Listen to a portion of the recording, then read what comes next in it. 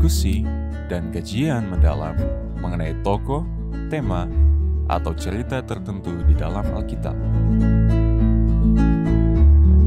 Memberikan motivasi dan bimbingan untuk menggunakan metode yang tepat dalam membaca Alkitab. Selalu saksikan program Depth Insight Growth setiap hari Jumat pukul 19 waktu Indonesia Tengah di YouTube channel Cornelius Media, Bridge to the Truth.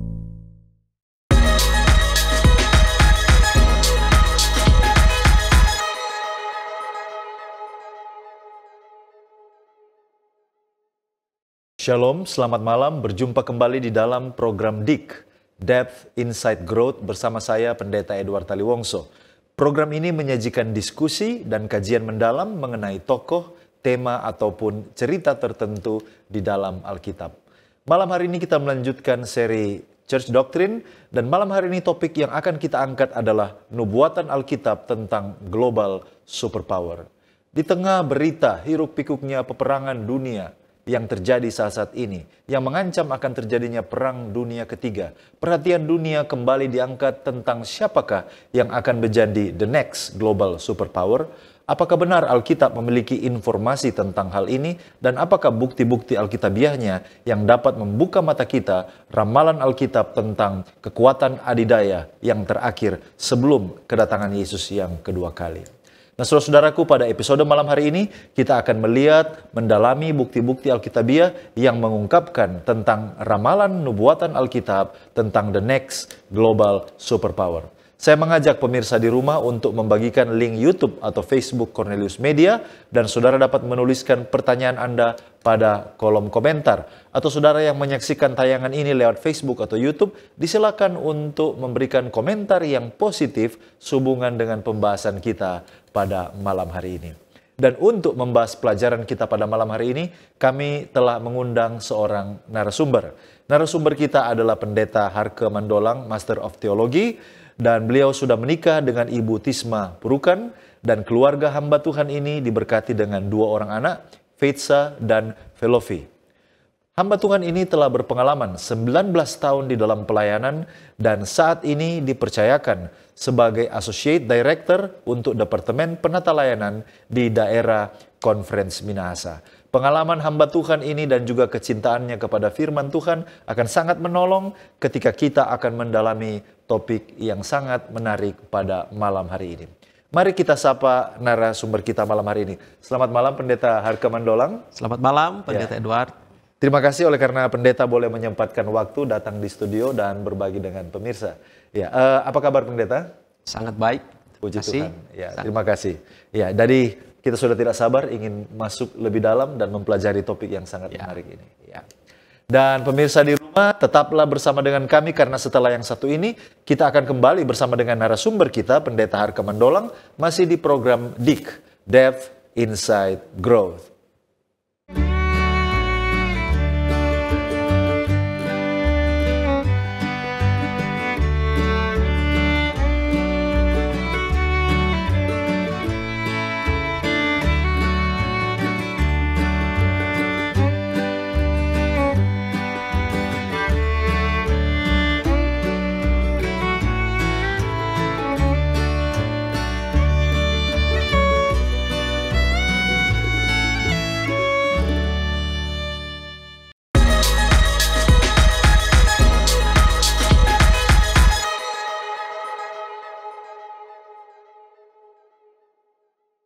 Kembali lagi bersama dengan kami di program DIG, Depth Insight Growth, di mana kita akan mempelajari Alkitab secara mendalam untuk memperoleh wawasan dan mengharapkan terjadi pertumbuhan kerohanian.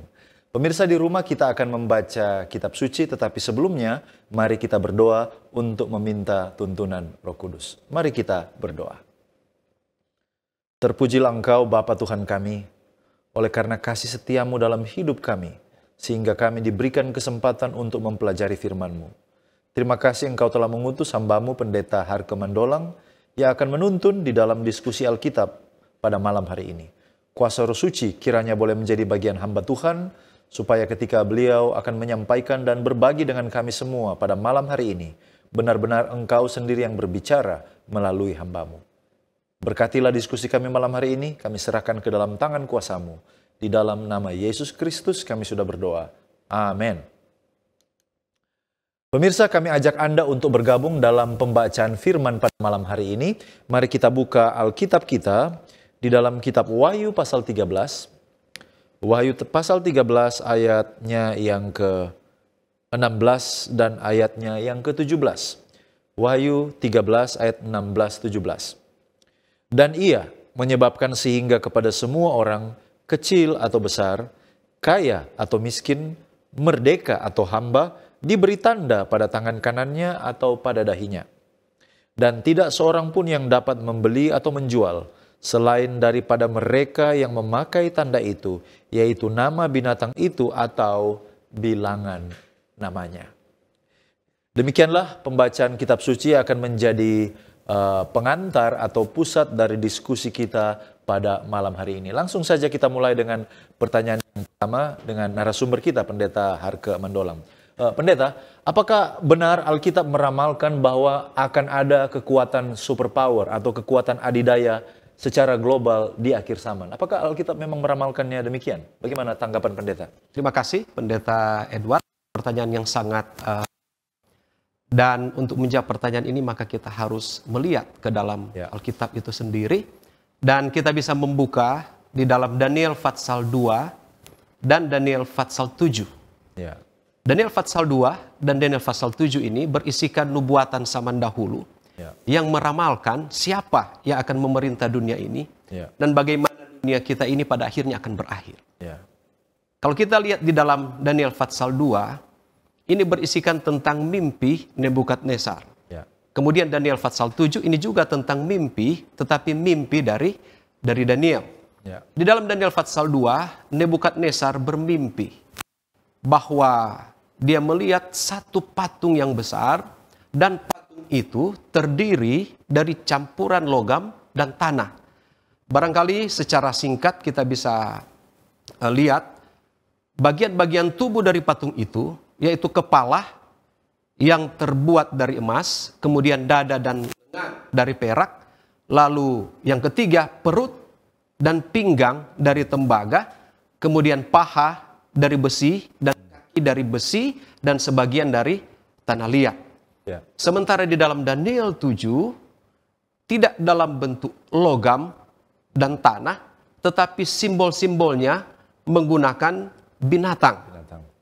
Nah, binatang yang pertama adalah singa dengan sayap Raja Wali, kemudian beruang, lalu yang ketiga macan tutul dengan 4 sayap burung, dan yang keempat binatang yang menakutkan, dahsyat dan sangat kuat. Tidak disebutkan binatang apa ini, tetapi binatang ini sangat menakutkan, dahsyat dan sangat kuat. Kemudian ada juga petunjuk yang lain bahwa binatang yang keempat ini bertanduk 10. Kemudian satu tanduk kecil yang muncul dan menyebabkan 3 tanduk tercabut. Nah, mari kita lihat di dalam Daniel Fatsal 2 arti dari lambang dalam mimpi Nebukadnezar dan juga dalam mimpi Daniel. Di dalam Daniel Fatsal 2 ayat 37 dan 38, firman Tuhan mengatakan demikian. Ya Tuanku Raja, Raja segala raja, yang kepadanya oleh Allah semesta langit telah diberikan kerajaan, kekuasaan, kekuatan, dan kemuliaan. Dan yang ke dalam tangannya telah diserahkannya anak-anak manusia.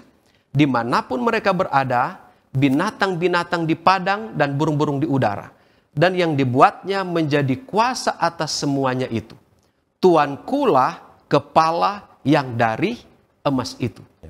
Dari ayat 38 ini kita bisa melihat satu petunjuk bahwa bagian tubuh yang pertama di dalam Daniel Fatsal 2, yaitu kepala yang terbuat dari emas, maka itu merujuk kepada kerajaan, dan kerajaan itu adalah kerajaan Nebukadnezar, yaitu kerajaan Babilonia. Dan kalau kita melihat catatan sejarah, berkata bahwa kerajaan Babel adalah superpower yang dominan. Dari tahun 605 sebelum Masehi sampai 539 sebelum Masehi. Sejarah mengatakan bahwa kerajaan Nebukadnezar dihiasi dengan emas, menggambarkan betapa melimpahnya emas di dalam kerajaan ini. Tetapi walaupun demikian, pada akhirnya Babilonia yang pada waktu itu adalah superpower harus takluk kepada kerajaan yang kedua yang dilambangkan dengan logam perak dalam mimpi Nebukadnezar, yaitu kerajaan Media dan Persia.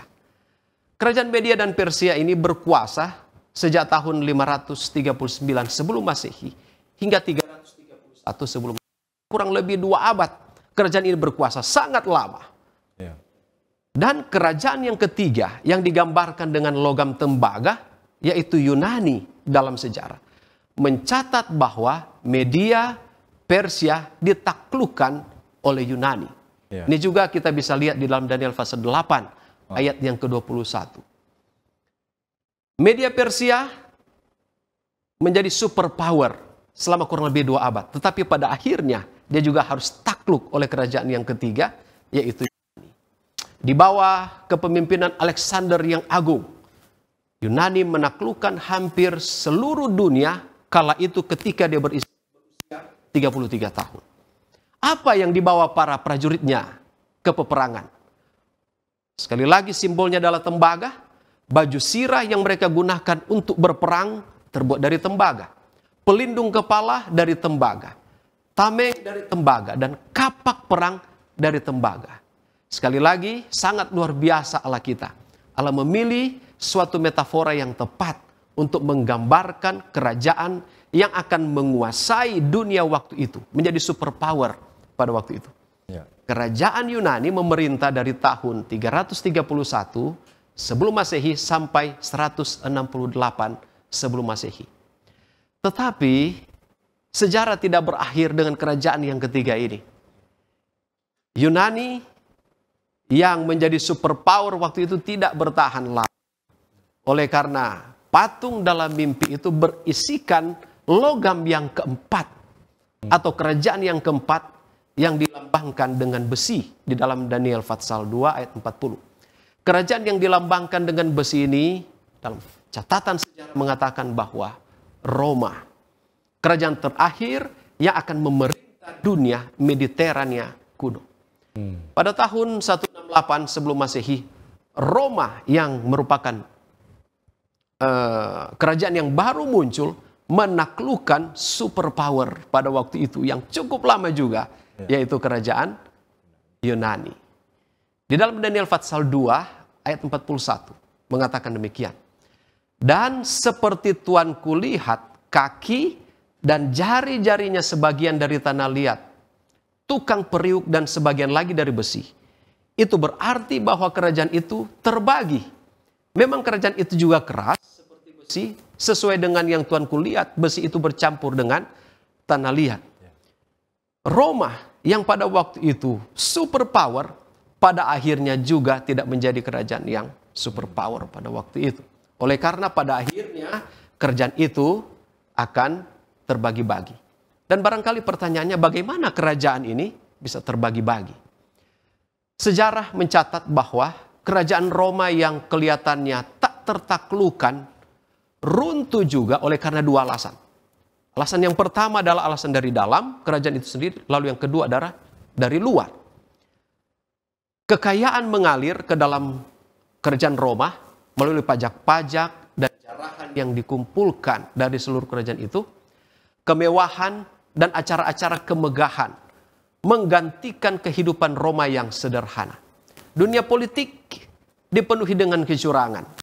Kejahatan merembes ke jalan-jalan dan immoralitas seksual merajalela. Roma menghadapi serangan dari luar dan pada akhirnya terpecah-pecah menjadi apa yang kemudian merupakan sebagian dari negara-negara modern dari Eropa Barat dan Eropa Timur sekarang ini. Lalu yang terakhir barangkali untuk pertanyaan ini di dalam Daniel pasal 2 ayat 44. Tetapi pada zaman raja-raja, Allah semesta langit akan mendirikan suatu kerajaan yang tidak akan binasa sampai selama-lamanya. Dan kekuasaan tidak akan beralih kepada bangsa lain. Kerajaan itu akan meremukkan segala kerajaan dan menghabisinya. Tetapi kerajaan itu sendiri akan tetap untuk selama-lamanya. Pertanyaannya adalah kerajaan apa? Sesudah kerajaan-kerajaan sebelumnya yang super power pada zamannya. Daniel 2 ayat 30 mengatakan, sementara Tuanku melihat terungkit lepas suatu batu tanpa perbuatan tangan manusia, lalu menimpa patung itu tepat pada kakinya dari besi dan dari tanah liat itu sehingga remuk. Kerajaan apa? Kerajaan batu. Ada kerajaan-kerajaan di zaman dahulu yang bisa dikatakan sebagai super power. Tetapi Allah tetap memegang kendali. Dan pada akhirnya hanya ada satu kerajaan yang akan didirikan. Yaitu kerajaan batu. Yaitu kerajaan Kristus yang akan datang kali yang kedua. Kira-kira seperti itu, Pendeta? Baik, terima kasih Pendeta sudah memberikan kepada kita pendahuluan ya. Tentang bagaimana bentangan sejarah ya. Mulai dari kerajaan-kerajaan yang bisa kita katakan super power pada zaman mereka, namun pada akhirnya kerajaan batu, kerajaan Kristus yang akan berdiri dan tidak akan terkalahkan selama-lamanya. Nah, kita masuk kepada pertanyaan selanjutnya, Pendeta. Secara umum dan melihat fakta yang terjadi, Amerika Serikat memang adalah global superpower sekarang ini. Apakah benar Alkitab meramalkan bahwa Amerika Serikat sebagai global superpower? Apakah kepercayaan ini ada bukti Alkitabiahnya atau tidak? Bagaimana menurut Pendeta? Amerika Serikat menggambarkan dirinya sebagai tempat yang menghargai kebebasan. Negara ini telah menjadi suatu benteng yang kuat bagi demokrasi di dunia modern. Dan kita sangat mengetahui itu. Malah negara ini kita tidak bisa memungkiri di dalam segala hal telah menjadi kekuatan dunia yang modern. Nah, Amerika Serikat sebagai kekuatan superpower telah dinubuatkan di dalam Alkitab. Dan itu terdapat di dalam Wahyu Pasal yang ke-13. Dan barangkali kita bisa lihat sedikit tentang hal itu. Di dalam Wahyu Pasal 13 ayatnya yang ke-11. Dan aku melihat seekor binatang lain keluar dari dalam bumi dan bertanduk dua sama seperti anak domba. Dan ia berbicara seperti seekor naga. Petunjuk-petunjuk apa kira-kira yang bisa kita miliki untuk mengenali binatang yang mirip dengan domba itu, dan kita bisa tiba pada kesimpulan bahwa Amerika Serikat adalah superpower sekarang ini yang dinubuatkan, yang cocok dengan petunjuk-petunjuk ini. Nah, yang pertama adalah di mana binatang itu muncul. Binatang yang kedua yang terpisah dan berbeda dari binatang yang pertama. Kita tahu bersama bahwa binatang yang pertama adalah binatang yang keluar dari dalam laut. Tetapi binatang yang kedua ini muncul dari bumi. Sebagaimana yang telah kita lihat sebelumnya, Daniel 7 ayat 17 menyatakan bahwa binatang-binatang dalam nubuatan menggambarkan kerajaan-kerajaan atau bangsa-bangsa. Jadi binatang yang kedua dalam Wahyu Pasal 13 ayat 11 ini, itu sudah pasti adalah satu bangsa. Binatang ini adalah satu bangsa, hanya saja yang berbeda adalah bangsa ini keluar dari bumi ya. Nah sekarang, dari mana binatang pertama? Dalam Wahyu 13 berasal. Binatang itu berasal dari laut. Semua binatang lain, yakni bangsa-bangsa yang telah kita pelajari memiliki asal mula yang serupa, yaitu keluar dari dalam laut. Kita perlu ingat bahwa di dalam Wahyu Pasal 17 ayat 15 menunjukkan bahwa laut menggambarkan umat, menggambarkan bangsa, bahasa atau kumpulan besar dari orang-orang. Sebagai sebuah lambang pada zaman akhir ini, khususnya di dalam kitab Wahyu, laut memiliki konotasi yang negatif. Dan bangsa-bangsa yang muncul dari laut itu, ciri-ciri mereka menentang Allah dan menentang atau menganiaya umat pilihan. Nah menariknya adalah binatang yang kedua dalam Wahyu Pasal 13-11 ini muncul bukan dari laut tetapi dari bumi. Nah dalam kitab Wahyu, bumi adalah kebalikan dari laut. Kalau laut memiliki konotasi negatif, maka bumi itu berarti memiliki konotasi yang positif. Malahan di dalam Wahyu Pasal 12 ayat 16 dikatakan begini. Tetapi bumi datang menolong perempuan itu. Ia membuka mulutnya dan menelan sungai yang disemburkan naga itu dari mulutnya. Ya.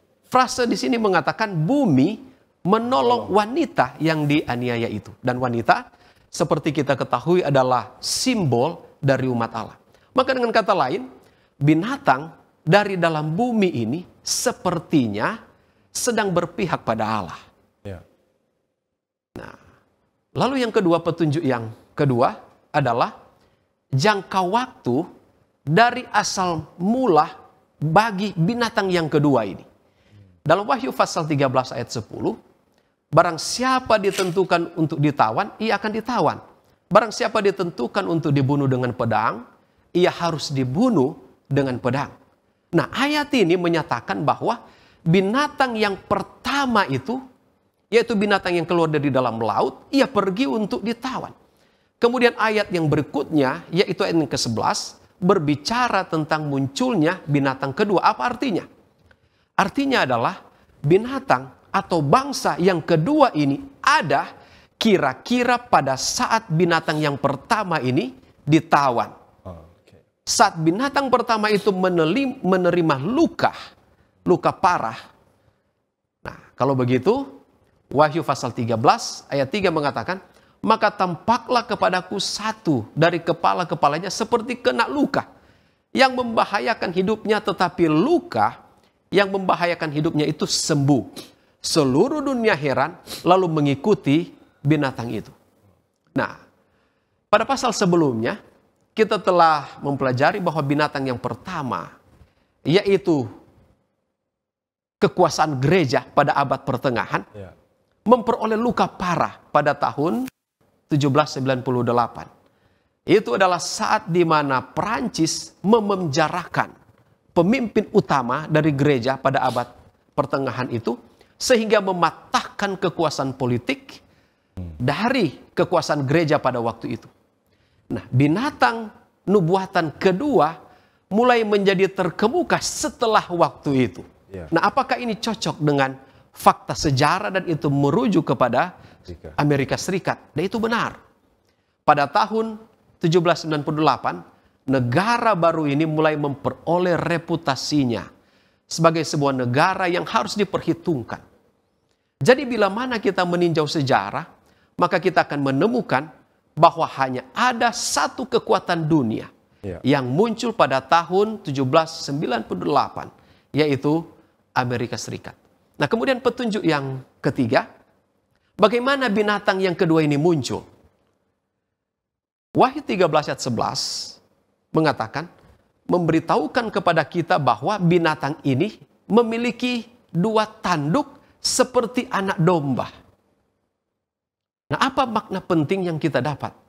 Kitab suci menggunakan kata tanduk sebagai lambang dari kekuasaan atau kekuatan. Anak domba itu masih muda dengan hanya kekuatan yang tampaknya kecil. Lebih jauh lagi, kitab Wahyu menggunakan anak domba untuk melambangkan Yesus Kristus. Tetapi di sini berbeda. Terdapat petunjuk bahwa binatang ini bukanlah musuh Allah dan bukanlah musuh umat. Nah, kemudian petunjuk yang keempat. Binatang-binatang sebelumnya memiliki mahkota pada tanduk-tanduknya. Nah, mahkota menunjukkan kekuasaan raja dalam nubuatan. Tetapi di sini kita melihat tidak ada tanda kekuasaan raja. Tidak ada tanda kekuasaan raja. Nah, hal ini menggambarkan bahwa bentuk pemerintahan bangsa atau kekuatan ini berbeda dengan binatang yang lain. Lalu yang kelima, binatang seperti anak domba ini memiliki pengaruh di seluruh dunia. Itu menyebabkan orang-orang yang diam di atas bumi menyembah kuasa binatang pertama. Itu. Di dalam Wahyu 13 ayat 12 mengatakan, dan seluruh kuasa binatang yang pertama itu dijalankannya di depan matanya. Ia menyebabkan seluruh bumi dan semua penghuninya menyembah binatang pertama yang luka parahnya telah sembuh. Amerika Serikat tidak cocok dalam gambaran ini 1 abad atau lebih dari 1 abad yang lalu. Sama seperti seekor domba dengan tanduk-tanduknya yang kecil, Amerika Serikat tampaknya memiliki sedikit kekuatan atau kekuasaan. Tetapi sekarang ini, di mana kita hidup sekarang ini, pengaruh global dari Amerika Serikat sangat mempengaruhi. Bahkan semua aspek finansial, aspek politik, dan budaya. Jadi kalau kita coba menyederhanakan 5 petunjuk yang tadi, tentang binatang yang kedua itu, bahwa bangsa yang seperti anak domba ini, dalam Wahyu pasal 13, kita tahu bahwa bangsa itu akan muncul sekitar tahun 1978. Itu akan menjadi sebuah negara yang baru, yang tidak akan berlawanan dengan Allah, dan tidak memiliki kepala yang bermahkota atau simbol kekuasaan raja, dan itu akan naik hingga satu tingkat yang memiliki pengaruh di seluruh dunia.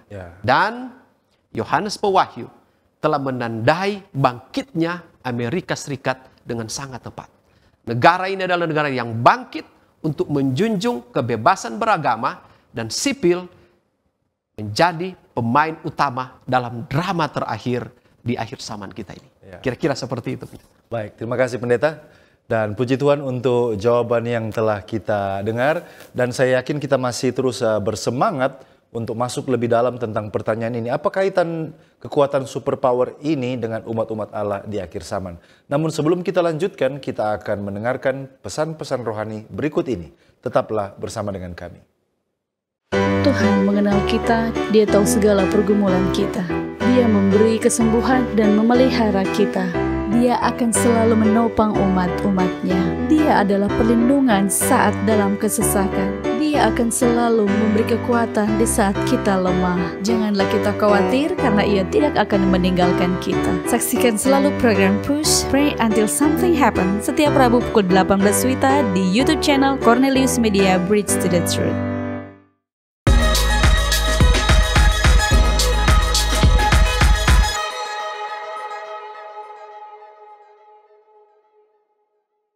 Masih di program DIG, Depth Insight Growth, bersama dengan narasumber kita, Pendeta Harke Mendolang. Dan bagi saudara yang baru bergabung bersama dengan kami, topik yang kami angkat pada malam hari ini adalah nubuatan Alkitab tentang the next global superpower. Dan tadi kita sudah dengarkan bagaimana tanda-tanda di dalam Wahyu pasal 13 bagian B, binatang yang keluar dari dalam bumi, cocok dengan penggambaran Amerika Serikat sebagai the next global superpower. Nah sekarang Pendeta Mendolang, kita lanjutkan. Mungkin setelah kita belajar hal ini ada pertanyaan. Kalau demikian bahwa benar Amerika adalah kekuatan superpower di akhir zaman. Nah, apa kaitannya ini dengan umat-umat Allah di akhir zaman? Apa kaitannya dengan kita di akhir zaman tentang kebenaran ini? Iya. Bagaimana Pendeta? Pertanyaan yang sangat baik, dan ini adalah sesuatu yang sangat penting. Kita akan kembali di dalam Wahyu pasal 13 ayat 11 dan 12. Ayat 11 dikatakan seperti ini. Dan aku melihat seekor binatang lain keluar dari dalam bumi dan bertanduk dua, sama seperti anak domba. Dan ia berbicara seperti seekor naga. Sesuatu terjadi dengan bangsa ini. Mulanya seperti anak domba, namun pada akhirnya bangsa ini akan memiliki suatu kekuatan, dan kekuatannya sangat besar, dan disebutkan di sini seperti seekor naga. Mengartikan bahwa binatang ini akan menggunakan kekuasaannya yang semakin besar, dan di dalam satu cara, bukan cara yang halus tetapi pemaksaan. Pemaksaan. Ayat 12 dalam Wahyu 13 dikatakan seperti ini. Dan seluruh kuasa binatang yang pertama itu dijalankannya di depan matanya. Ia menyebabkan seluruh bumi dan semua penghuninya menyembah binatang pertama yang luka parahnya telah sembuh. Nah, binatang atau bangsa yang kedua ini menyebabkan para penduduk dunia menyembah binatang yang pertama. Artinya binatang yang kedua ini akan mempengaruhi orang banyak untuk menganut prinsip-prinsip mendasar dari gereja abad pertengahan, yaitu penyatuan gereja dan negara. Yakni aspek-aspek masyarakat umum yang telah dipelihara terpisah akan bersatu untuk memaksakan praktek-praktek keagamaan. Fakta sejarah berbicara bahwa sejak tahun 1800-an, berbagai usaha dibuat untuk mengamandemen konstitusi yang dibentuk oleh pendiri negara Amerika Serikat ini. Dan nubuatan memberitahu kita bahwa pergerakan ini akan sukses. Ketika gereja Protestan bersatu dengan kekuasaan gereja sekuler yang mendukung ajaran yang salah dari gereja am, negara menggunakan kekuasaannya untuk menjalankan perintah dari institusi gereja, di mana Protestan Amerika Serikat beraliansi dengan kekuasaan gereja am untuk menjalankan semua kehendak gereja. Amerika yang tadinya Protestan akan berpegangan tangan dengan penganiayaan keagamaan dalam suatu persekutuan berbahaya antara gereja dan negara. Nah, di dalam Wahyu 13, ayat 13 dan 14, apalagi yang dilakukan? Dan ia akan mengadakan tanda-tanda yang dahsyat, bahkan ia menurunkan api dari langit ke bumi di depan mata semua orang. Ia menyesatkan mereka yang diam di bumi dengan tanda-tanda yang telah diberikan kepadanya untuk dilakukannya di depan mata binatang itu. Dan ia menyuruh mereka yang diam di bumi supaya mereka mendirikan patung untuk menghormati binatang yang luka oleh pedang, namun yang tetap hidup itu. Nah tadi, strategi yang pertama yang dilakukan, binatang yang kedua ini adalah pemaksaan.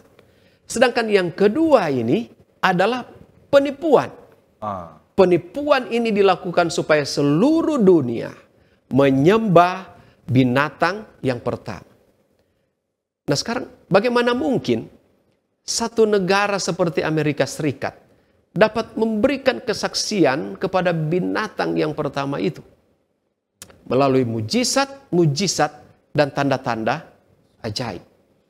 Banyak orang beranggapan bahwa mujizat apapun adalah perbuatan Allah. Bahwa mujizat itu menegaskan pernyataan seseorang terhadap kebenaran. Dan memang Allah melakukan tanda-tanda ajaib dan perbuatan ajaib pada saat yang dia pikir terbaik. Sebagai contoh di dalam 1 Raja-Raja pasal 18, kita tahu persis cerita ini, yaitu peristiwa ajaib terjadi ketika Elia di Gunung Karmel. Tetapi setan juga dapat mengerjakan tanda-tanda mujizat. Dia dapat melakukan perbuatan-perbuatan tiruan yang kelihatannya luar biasa. Artinya apa? Tanda-tanda ajaib, perbuatan-perbuatan ajaib pada dasarnya bukanlah satu tanda persetujuan ilahi.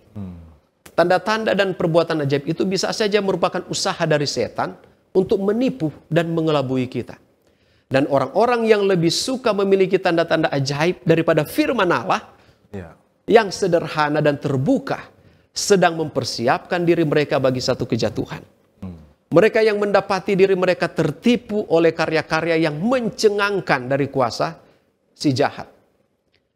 Matius 24 ayat 24, sebab Mesias-Mesias palsu dan nabi-nabi palsu akan muncul dan mereka akan mengadakan tanda-tanda yang dahsyat dan mujizat-mujizat sehingga sekiranya mungkin mereka menyesatkan orang-orang pilihan juga, penyesatan, penipuan. Wahyu 16 ayat 14 mengatakan, itulah roh-roh setan yang mengadakan perbuatan-perbuatan ajaib dan mereka pergi mendapatkan raja-raja di seluruh dunia untuk mengumpulkan mereka guna peperangan pada hari besar, yaitu hari Allah yang Maha Kuasa. Kemudian ada satu yang juga bisa terjadi, yaitu kebangkitan keagamaan yang palsu. Pada saat mujizat-mujizat terjadi, suatu semangat kesatuan akan terbentuk. Orang banyak ingin mendorong kebangkitan itu sejauh mungkin. Mereka ingin mencari sesuatu yang dapat menyatukan semua orang. Yakni suatu lambang dari ibadah bersama. Mengapa tidak menekankan hari ibadah itu sendiri? Lagi pula hari ibadah adalah sesuatu yang kebanyakan orang Kristen sama-sama miliki. Sepertinya propaganda ini masuk akal. Setiap hari Minggu bangsa ini akan bersatu dan beribadah dalam satu semangat persaudaraan. Tidakkah itu akan membawa satu negeri yang mengalami kesulitan secara bersama-sama dan menjadikannya benar-benar sebagai satu bangsa di bawah Allah. Kedengarannya seperti tidak mungkin. Bagaimana mungkin itu terjadi? Tetapi sebagian pemimpin agama telah dengan terang-terangan mengatakan satu hari ibadah bersama mungkin akan menjadi satu solusi, satu penyelesaian untuk krisis Amerika yang terus terjadi. Sebagai contoh bisa saja ada larangan supaya orang tidak mengendarai kendaraan pada hari Minggu kecuali ke gereja. Tindakan ini untuk tidak menggunakan kendaraan kecuali ke gereja, tindakan ini akan dapat menghemat katanya pasokan bahan bakar. Ya. Dan untuk penghematan energi, semua pompa bensin, restoran harus ditutup pada hari Minggu. Semua harus beribadah. Larangan untuk bekerja dan rekreasi pada hari Minggu. Situasi ini menyebabkan orang akan mempertanyakan definisi kebebasan, termasuk kebebasan keagamaan.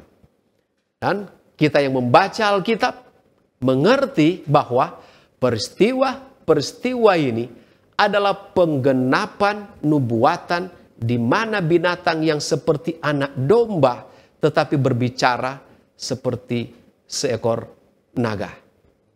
Di dalam Wahyu 13 ayat 14 dan 15 dikatakan begini. Binatang ini, ia menyesatkan mereka yang diam di bumi dengan tanda-tanda yang telah diberikan kepadanya untuk dilakukannya di depan mata binatang itu. Dan ia menyuruh mereka yang diam di bumi supaya mereka mendirikan patung untuk menghormati binatang yang luka oleh pedang, namun yang tetap hidup itu. Dan kepadanya diberikan kuasa untuk memberikan nyawa kepada patung binatang itu, sehingga patung binatang itu berbicara juga dan bertindak begitu rupa, sehingga semua orang yang tidak menyembah patung binatang itu dibunuh. Apa makna dari frase mendirikan patung untuk menghormati binatang itu? Mendirikan patung adalah peran baru dari binatang yang keluar dari dalam bumi itu. Binatang bumi ini menggunakan strategi persuasif melalui penipuan, dan patung binatang didirikan sebagai instrumen untuk mempengaruhi dunia. Dan peran ini lebih bersifat peran politik dan bukan peran agama. Nah, patung dalam Alkitab adalah benda mati yang tidak bisa berbicara atau bertindak. Kita bisa lihat itu di dalam Mazmur 115 ayat 4 dan 5, Yesaya 46 ayat 7, dan Yeremia pasal 10 ayat 5. Oleh karena itu, binatang bumi ini memberikan nyawa kepada patung binatang itu. Nah, semua skenario ini dibangun di atas nubuatan Daniel pasal 3. Yaitu Nebukadnezar memerintahkan semua yang tidak menyembah patung akan dibunuh. Apa artinya? Pada akhir zaman, tuntutan penyembahan pada patung binatang secara universal akan didukung oleh kekuasaan sipil. Ketidaktoleransian dan penindasan agama yang telah terjadi zaman kegelapan itu akan pasti kembali terulang di zaman kita ini. Dan ini menegaskan bahwa isu penting di akhir zaman sehubungan dengan Amerika Serikat sebagai superpower dalam kaitannya dengan umat Tuhan adalah penyembahan. Apakah umat-umat Tuhan akan menyembah Allah ataukah menyembah patung binatang itu?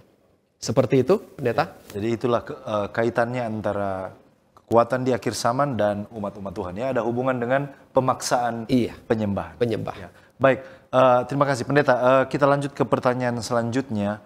Tadi kita sudah bisa berhasil membongkar kode-kode dari kitab Wahyu dan ternyata ini cocok penggambarannya dengan Amerika Serikat. Nah sekarang apalagi kita mengangkat tema ini oleh karena dunia sekarang sementara gempar dengan ketegangan yang terjadi antara Rusia dan juga Ukraina, di mana ada kekuatan-kekuatan besar yang berkoalisi di belakang dua kekuatan ini. Banyak orang yang mengatakan bahwa ini mungkin adalah pertanda akan terjadinya perang dunia ketiga. Dan biasanya setelah perang itu akan menghasilkan kekuatan superpower. Siapa yang akan menang, yang akan menampakkan diri sebagai kekuatan. Nah, ada banyak prediksi alternatif bisa saya katakan yang mengatakan mungkinkah muncul kekuatan-kekuatan baru seperti Cina mungkin, karena kita lihat Cina sekarang sebagai kekuatan ekonomi yang sementara bangkit, atau Rusia juga yang sekarang ini sementara terlibat dalam peperangan. Bagaimana pendeta melihat hal ini dengan apa yang sudah kita bangun pada pertanyaan sebelumnya? Baik sekali pendeta. Dan pertanyaan ini adalah pertanyaan yang sangat cocok dengan situasi kekinian di mana kita alami sekarang ini. Seperti dikatakan tadi bahwa ada banyak alternatif untuk menjawab tentang itu. Dan saya pikir itu sah-sah saja. Bagi saya pribadi, bisa saja Cina dapat menjadi negara superpower untuk satu aspek, perdagangan. Tetapi kalau kita melihat berdasarkan jalan cerita di dalam pelajaran ini, bahwa Cina bukanlah superpower. Ukraina ataupun Rusia tidak akan menjadi superpower yang ciri-cirinya sama seperti Amerika Serikat. Saya pikir demikian. Karena sesuai dengan ciri, kita tidak hanya melihat dari satu aspek saja ya. Ada aspek sejarahnya, dari mana dia muncul, lalu kemudian bentuk negaranya yang sudah dijelaskan oleh pendeta tadi, bahwa kita tidak bisa melihat dan mengambil kesimpulan hanya berdasarkan satu aspek saja, yaitu aspek ekonomi atau bahkan juga militernya. Dan saya pikir mungkin kalau kita baca berita, maka sebenarnya sampai hari ini pun Amerika masih tetap yang terkuat dari secara ekonomi, finansial maupun juga secara militer. Belum dapat ditandingi oleh Cina, Rusia ataupun kekuatan yang lain. Jadi masih sangat relevan dan kita tetap percaya apa yang kita bangun sejauh ini. Nah, pendeta, pertanyaan selanjutnya mungkin lebih kepada aplikasi yang ingin ditanyakan oleh umat. Kalau melihat ke masa lalu, contohnya Daniel, umat-umat Tuhan waktu itu kuasa adidaya di zaman kuno menganiaya umat Tuhan. Contohnya Daniel ya, dia adalah korban. Kerajaan Babel datang dan membinasakan bait suci dan menawan dia dan teman-temannya. Nah, mungkinkah tadi pendeta sudah sampaikan bahwa kuasa ini juga akan menganiaya di akhir zaman. Kalau begitu persiapan rohani apa kita sebagai umat-umat Tuhan harus lakukan di zaman sekarang ini? Persiapan untuk menghadapi situasi itu sangat penting yang harus dilakukan oleh umat-umat Tuhan dan kita perlu mewaspadainya. Paling tidak ada beberapa hal yang bersifat reflektif untuk menjawab pertanyaan ini. Yang pertama adalah, maka kita sebagai umat-umat Tuhan harus menguji segala ajaran dengan Alkitab. Di dalam Yesaya 8 ayat 19-20, dalam 2 Timotius pasal 3 ayat 16, dalam Kisah pasal 17 ayat 11. Bahwa benteng yang terkuat di mana kita akan berlindung untuk bersiap hanyalah kepada firman Tuhan. Kemudian yang kedua, kita mengikuti kebenaran itu. Di dalam Yohanes 7 ayat 17 dan Yohanes pasal 8 ayat 12. Bahwa Tuhan berjanji bahwa barang siapa yang melakukan kehendaknya tidak akan terjerat oleh ajaran yang salah. Supaya kita tetap berada pada keadaan yang sadar dan kita mengetahui penipuan-penipuan yang terjadi sehubungan dengan hal-hal yang rohani. Kemudian yang ketiga, Yohanes 15 ayat 5. Kita tinggal di dalam Tuhan tiap-tiap hari. Kira-kira ini persiapan rohani. Persiapan sederhana yang dapat kita lakukan. Jadi memang betul persiapan ini sangat penting. Kita mengetahui hal ini. Mungkin ada perasaan takut untuk menghadapi ini, tapi yang terpenting adalah kita melaksanakan atau membuat persiapan rohani sebelum hal itu akan tiba. Nah, mungkin ini pertanyaan yang paling terakhir dan mungkin adalah pertanyaan yang terpenting kalau menurut saya. Walaupun kekuatan adidaya global ini benar akan melancarkan aksinya di akhir zaman, nah kira-kira apakah ada pengharapan bagi umat Allah di akhir zaman? Bagaimana pendeta melihat hal ini? Di dalam Daniel pasal 2 ayat 44 dan 45. Kerajaan batu yang tanpa perbuatan tangan manusia akan datang menghancurkan kuasa kerajaan-kerajaan dunia ini. Dan mendirikan kerajaan kekal, yaitu pada waktu kedatangan Yesus yang kedua kali. Amerika Serikat barangkali sampai sekarang ini adalah negara superpower yang terkuat yang tidak bisa ditandingi oleh negara-negara yang ada sekarang ini.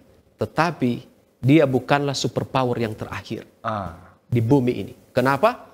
Oleh karena kerajaan Kristus akan menjadi kerajaan superpower terakhir yang akan datang menguasai bumi ini dan yang telah Ia ciptakan bersama-sama orang-orang kudus yang telah Ia tebus. Jadi benar, walaupun kita menarik untuk menggali tentang the next global superpower, tetapi harus kita ingat yang ditekankan oleh pendeta tadi, Amerika bukan yang terakhir. Akan ada kerajaan Yesus Kristus dan itu adalah pengharapan bagi umat Allah di akhir zaman. Dan kiranya lewat pelajaran ini saya percaya maka boleh dikuatkan umat-umat Tuhan. Sungguh sangat menarik diskusi dan pendalaman kita pada malam hari ini. Dan saya percaya kita semua sangat terberkati lewat program ini. Namun karena waktu kita yang terbatas, maka kita akan menutup diskusi kita. Dan mungkin ada 1 atau 2 kalimat dari pendeta sebagai closing statement yang boleh benar-benar dibawa pulang oleh umat-umat Tuhan sebelum kita akan berdoa pada malam hari ini. Ada closing statement dari pendeta. Barangkali kita dengan melihat situasi dunia sekarang ini akan membuat kita khawatir, akan membuat kita takut. Bagaimana kondisi umat Tuhan sekarang ini? Ada di mana Tuhan? Tetapi Tuhan tetap bersama-sama dengan umat-umatnya, mendampingi. Dan Dia di dalam janjinya pasti bahwa Dia akan datang sebagai kerajaan superpower yang kekal di mana kita akan jadi bagian di dalam kerajaan itu. Amin. Amin. Puji Tuhan. Terima kasih pendeta. Bolehkah pendeta berdoa bagi diskusi kita malam hari ini? Silakan. Mari kita berdoa.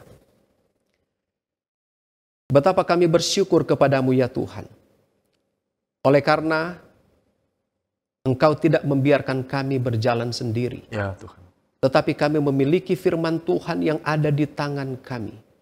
Yang akan menjadi penuntun, menjadi kekuatan, menjadi benteng terkuat bagi kami. Untuk mana kami menantikan kedatangan Tuhan. Kami percaya kami akan memperoleh kemenangan. Dan kami percaya kerajaan Kristus yang kekal itu tidak lama lagi akan datang. Dan kami akan hidup kekal bersama-sama dengan Tuhan. Dalam nama Tuhan Yesus kami berdoa. Amin. Amin. Puji Tuhan. Puji Tuhan untuk pembahasan firman Tuhan pada malam hari ini. Dan saya mengucapkan terima kasih kepada narasumber kita, Pendeta Arka Mandolang. Terima kasih Pendeta. Terima kasih Pendeta. Ya, Tuhan Yesus memberkati Pendeta dan keluarga dalam pelayanan di daerah Conference Minahasa. Dan juga saya mengucapkan terima kasih kepada saudara-saudara para pemirsa yang tetap setia bersama dengan kami sampai saat ini. Dan kami rindu saudara tetap membagikan link tayangan ini. Jika Anda telah diberkati lewat pelayanan media ini, berkenan kiranya saudara untuk like, follow, atau subscribe.